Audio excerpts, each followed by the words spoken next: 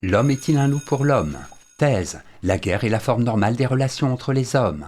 Antithèse. L'homme est naturellement porté à chercher le bien d'autrui. Thèse. L'hostilité entre les hommes est une réalité. En effet, le mythe de Dionysos nous enseigne que l'espèce humaine elle-même naît des résidus d'un crime. La lutte est le fondement de toute relation sociale. Premier argument, l'homme cherche seulement son bien propre. Par une démarche naturelle, l'homme est à l'origine d'antagonismes qui ne peuvent manquer d'aboutir à une lutte permanente. L'homme est bel et bien un loup pour l'homme, disait Plaute. Hobbes, quant à lui, affirme que chacun est toujours pour l'autre une menace perpétuelle et que les hommes aiment l'empire exercé sur autrui. Deuxième argument, tout homme possède une part de bestialité. L'homme partage ainsi avec l'animal une tendance à exercer sa puissance et à neutraliser tout obstacle qui s'y oppose, y compris l'être humain lui-même. En ce sens, l'agressivité se confond avec la vie même, et l'histoire de l'humanité nous oblige à constater qu'il s'agit là d'une structure constante de l'homme. Troisième argument, l'instinct de mort est inhérent à la nature humaine. Pour Marcus Manilius, l'homme est non seulement capable de détruire ses semblables, mais aussi d'utiliser son potentiel énergétique pour son autodestruction. Freud le rejoint quand il démontre que l'instinct de mort est inhérent à la nature. Un ordre social non conflictuel est impossible, car le conflit est fondamental en l'homme, quelle que soit la société à laquelle il appartient. Les faits névrotiques y sont incontestables, et montrent certes que la civilisation est un processus au service de la vie, mais qu'elle produit un mécanisme d'intériorisation des instincts de mort par lequel l'homme devient un loup pour lui-même. En bref, chaque homme est une menace pour l'autre, et, de plus, il cherche à exercer sa puissance, y compris au détriment des autres. L'instinct de mort fait que l'homme peut même être un loup pour lui-même.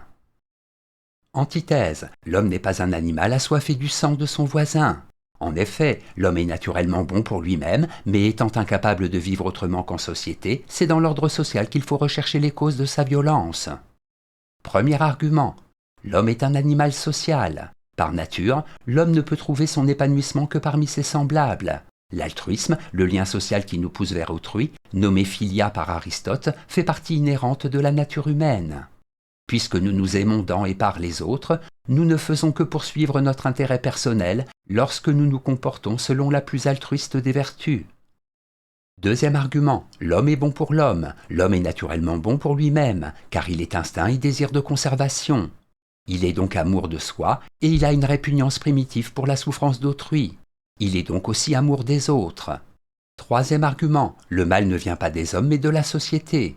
Si, pour Socrate, nul n'est méchant volontairement, l'homme est de tous les animaux celui qui peut le moins vivre en troupeau. Les conflits ne naissent donc pas du psychisme humain, mais d'une cause qui leur est extérieure. Si les hommes se détruisent, c'est un accident de l'histoire. L'ordre social tyrannique expliquant à lui tout seul tous les vices de l'homme et les maux de la société. Pour Marx, l'état d'harmonie originel de l'humanité a été rompu par l'exploitation de l'homme par l'homme.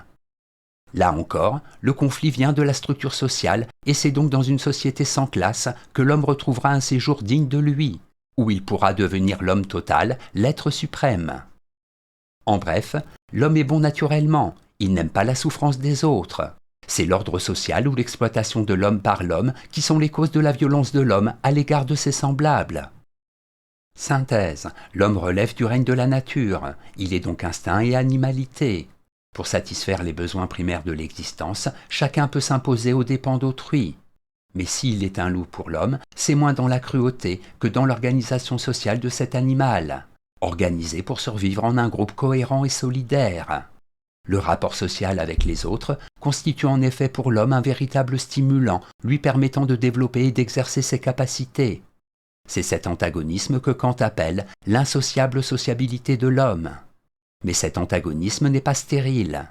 Étant doué de raison, l'homme doit tirer bénéfice de la discorde, qui secoue sa paresse et sa torpeur, l'obligeant à user de son intelligence pour survivre.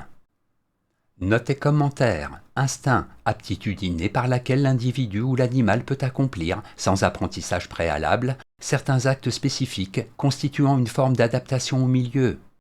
L'instinct est susceptible de se modifier par le dressage chez l'animal et par les conditions sociales chez l'être humain.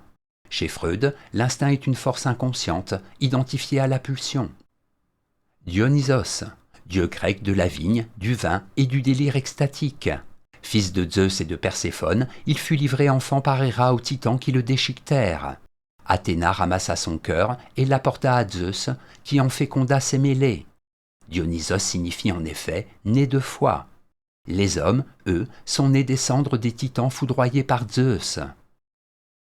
Ils ont donc en eux à la fois un élément bestial et une parcelle de divinité. Citation. L'homme doit porter au compte de ses données instinctives une bonne somme d'agressivité. Cette tendance constitue le principal facteur de perturbation dans nos rapports avec notre prochain. Sigmund Freud.